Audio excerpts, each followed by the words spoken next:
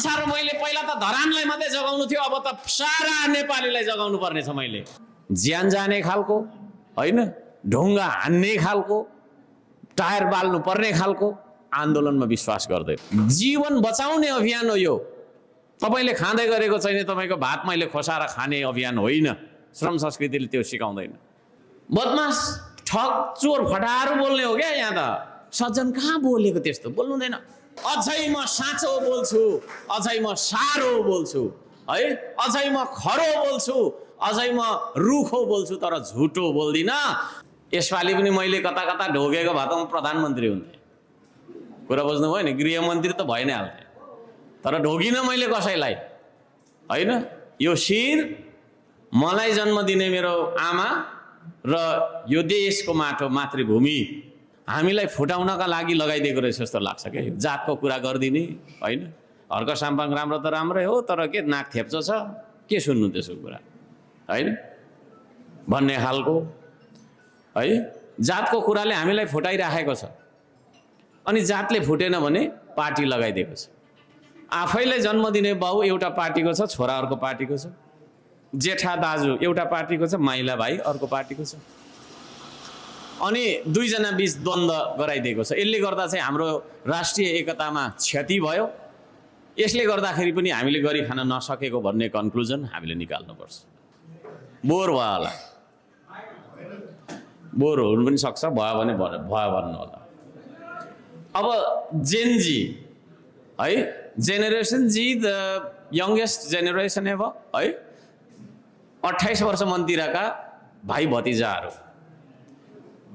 त्यो जेनजीको नाममा आन्दोलन भयो। आन्दोलनले उपलब्धि गर्यो गरेन के भयो भन्ने बारेमा म यहाँ भन्न चाहन्न, तर यति हो कि सरकार निरङ्कुश हुनु हुँदैन भन्ने कुराको होइन पाठ चाहिँ हामीले राम्रो पढ्यौँ, र भ्रष्टाचार गर्नु हुँदैन भन्ने कुरा पनि राम्ररी हामीले पढ्यौँ। बीचमा चाहिँ त्यो जेनजीको आन्दोलन कसले डिजाइन गरेको थियो, विदेशी दलालीका कुराहरू होइन, सोभरेनिटी भन्नुको मतलब सार्वभौम सत्ता चाहिँ नि खतरामा परेको कुराहरू त्यतातिर नजाउँ। तर जेनजीको आन्दोलन एउटा शुद्ध मनको चाहिँ एउटा होइन युवा पुस्ताको एउटा व्यक्तिले, युवाले गरेको आन्दोलन चाहिँ परिवर्तनको लागि थियो।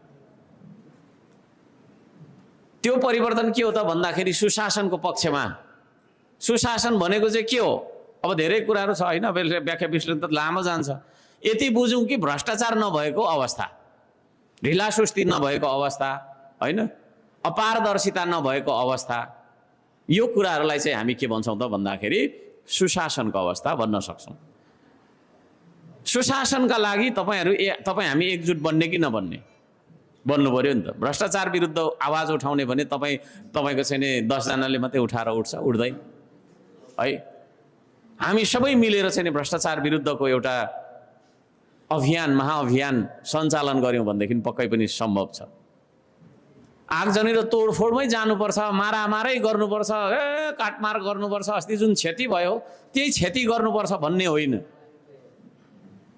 हामी सबै यो दिमागबाट चलिरहेका हुन्छौँ, यहाँ र यहाँ भन्छ होइन, यहाँबाट चलिरहेका हुन्छौँ है। त्यसले गर्दाखेरि हाम्रो यहीँ चेन्ज गरिदियो भने भइहाल्यो नि। किन कुटेरै तह लगाउनु? किन तपाईँको मुठभेडकै स्थितिमा हामी जानुपर्ने? त्यसका लागि हामीले चाहिँ श्रम संस्कृतिको विकास गरेका छौँ। मान्छेलाई इमान्दार बनाउने हो भने उसलाई काम गराउनुपर्छ है। मैले प्रयोग चाहिँ गरेको छैन, तर मेरो अब ठोकुवा नै भन्छु म।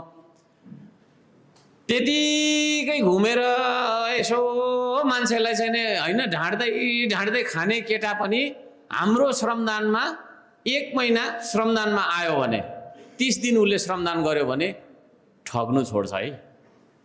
किनभने पसिना बगाउने मान्छे ठग्दैन क्या।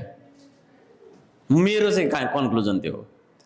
तर मुख मात्रै बजायो भने त्यसले चाहिँ ठग्छ। फेरि धेरै मुख बजाउने, यताको उता घुमाउने, त्यहाँ सेटिङ गर्ने होइन, यसो त्यतामा जाने भनेपछि त्यो चाहिँ मुख बजाएर खाने, त्यो चाहिँ ठग्छ फेरि। त्यसले गर्दाखेरि फिजिकल श्रम, लेबर जुन छ, फिजिकल लेबर यो अत्यन्तै आवश्यक छ, अनिवार्य नै गर्नुपर्छ। म युवा पुस्तालाई पनि भन्न चाहन्छु, यहाँ मसिना उमेरकाहरू पनि हुनुहुन्छ भने तपाईँहरू पनि जोडिनुहोस् श्रम संस्कृतिमा है। तपाईँ पनि भोलि मै जस्तो हुनुहुन्छ आज त अल्लाहरे हुनुहुन्छ हैन, केही मतलब छैन, जता भयो आमा बाउको छँदैछ भन्ने हैन किसिमले। तर भोलि मै जस्तो हुनुहुन्छ हैन, म पछाडि हाम्रो के दाइ जस्तो हुनुहुन्छ। सबैको प्रकृतिको नियमै हो यो, हामी बुढो हुनै पर्छ। यतिखेर युवाले है यो देश बनाउनका लागि, औजार चलाउनका लागि हामीलाई सघाउने हो भने, अब जस्तै के दाइलाई मैले ढुङ्गा बोकाउँछु, बिचरा कहिलेकाहीँ बिरुवा पनि लिएर धरान आउनु भएको मलाई याद छ। के दाइले बोकेको ढुङ्गा र एउटा चाहिँ नि होइन 18 वर्षको युवकले बोकेको ढुङ्गामा त फरक पर्दैन? परिहाल्छ। हामीलाई यो देश छिटो बनेको चाहन्छौँ कि हामी ढिलो बनोस् त? यो देश ढिलो बनोस् भने छोडिदिउँ, म पनि यो चाहिँ सबै बिसाउँछु।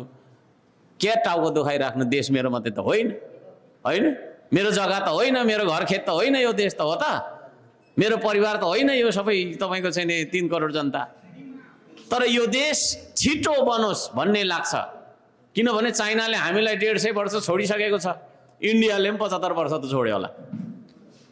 उसलाई भेटाउने गरी हामी अगाडि जानु छ, ताकि तपाईँको चाहिँ नि होइन विदेशीको घरमा गुलामी गर्न नपरोस्, विदेशीको सेनामा गुलामी गर्न नपरोस्, विदेशीको तपाईँको चाहिँ नि फ्याक्ट्रीमा एउटा चाहिँ नि मेसिन जस्तो 15 घण्टासम्म खटिन नपरोस् भन्ने यदि लाग्छ भने हाम्रो देशलाई समृद्धितर्फ डोडाउनका लागि जेनजी पुस्ताले मलाई सघाउनुपर्छ, श्रम संस्कृतिलाई सघाउनुपर्छ। देशको माटो, देशको ढुङ्गालाई टाढो घिन होइन यो अप्ठ्यारो भन्ने किसिमले भन्नु हुँदैन।